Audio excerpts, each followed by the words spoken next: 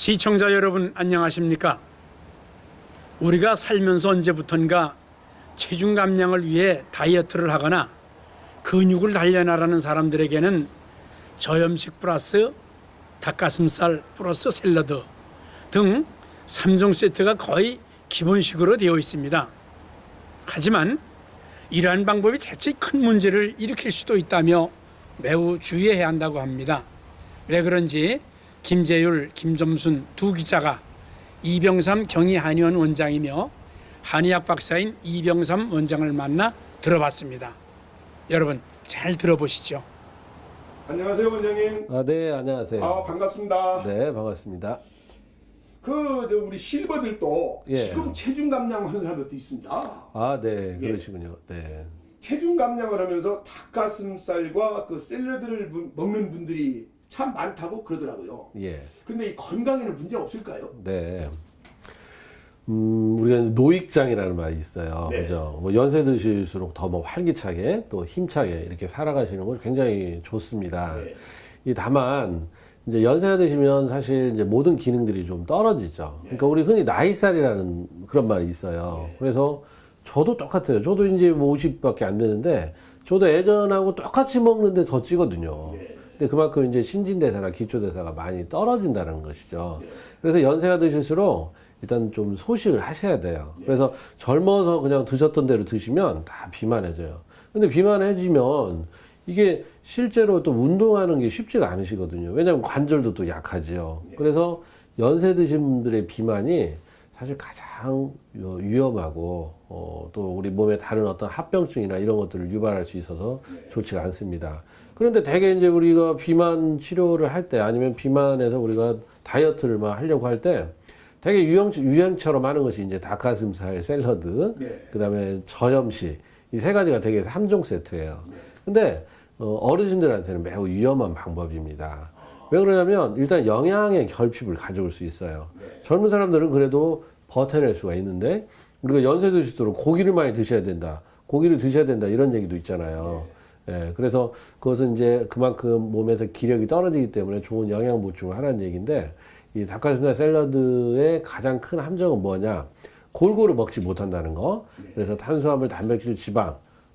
그래서 이제 되게 뭐 탄수화물이 꼭 어떤 뭐 우리가 건강의 적이고 비만의 적이라고 생각해서 탄수화물을 많이 또 배청하는데 이 사람은 수십 년이 아니라 수천 년, 수만 년 동안 탄수화물 먹고 살아왔잖아요. 네. 그래서 탄수화물이라는 게 지구력, 당을 일정하게 내서 에너지원을 쓰이는 것이거든요.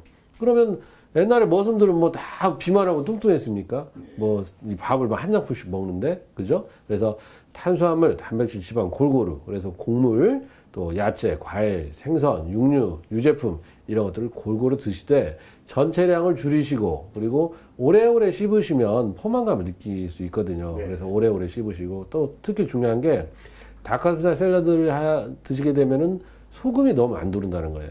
그래서 소금이 너무 없으면 우리 몸에 혈액이 줄어들어요. 그래서 만에 하나 닭가슴살 샐러드 드신다 해도 소금을 꼭 드셔야 되고 샐러드는 차갑기 때문에 소화가 잘 안 돼요. 그래서 야채로 그냥 야채를 익혀서 데쳐서 간장오전, 된장, 양념 하시고 그리고 닭 가슴살뿐만 아니라 닭 살을 골고루 드시는 게 좋습니다. 그렇군요. 네. 한 가지 더 여쭤볼게요. 예. 제가 아는 분 중에 한 분이 여성분인데 예. 연세가 한 70 가까이 계시는 분입니다. 예. 그분이 그 고기 같은 거 참 많이 드셨다고 그래요. 예. 그럼 고기 이제 식사할 때도 밥은 안 드시고 그냥 식사를 하셨대. 고기를 드셨다는 거거든요. 예. 근데 요즘 들어서 예. 고기가 아예 그냥 생각이 없대요. 그래요. 예, 고기가 아예 생각이 있고 그 밥 먹을 때 고기가 있으면은 예. 오히려 막 이상하게 싫고. 그냥 싫고. 네네. 그걸 왜 그럴까요? 우리가 이제 뭐 총량 불변의 법칙이라는 게 있죠. 네. 예전에 많이 드셨기 때문에 어떻게 보면 지금 몸에서 더 이상 네. 불필요하다 이렇게 생각할 수도 있는데 그분이 만약에 그러니까 고기를 안 드심으로 해서 우리가 예전보다 힘이 빠지거나 체중이 빠지거나 몸에 어떤 특별한 특정한 이상이 오셨다면은 문제가 되지만 그런 문제가 전혀 없다면은 사실 그걸 걱정할 이유는 없을 것 같아요. 그래서 당연히 우리가 이 고기는 소화하는데 사실 좀 더 어렵죠. 일반적인 뭐 야채, 과일, 생선보다는. 그래서 좀 육류를 줄이시는 것은 여러모로 나쁘진 않습니다. 그래서 그분의 몸의 상태, 사실은 이제 그게 고기가 안 땡긴다는 것은 소화 상태가 예전보다는 줄었다고 볼 수가 있겠죠. 예, 그래서 소화력이 조금 떨어져서 그럴 확률이 제일 많겠습니다. 다른 음식은 다 드셔도. 하지만 뭐 다른 음식으로 다 보충을 하시기 때문에 체중의 변화가 특히 없다면, 그리고 전반적인 식욕이 떨어지지 않았다면 별 큰 문제는 없겠습니다. 곧 또 식욕이 생겨서 또 고기를 드실 수도 있을 것 같습니다. 아, 예, 감사합니다. 네. 그분한테 그 말씀 잘 전해드려야 되겠습니다. 네네. 예, 고맙습니다. 네, 감사합니다. 이상으로 실버넷 뉴스를 마칩니다. 시청해주신 여러분 고맙습니다.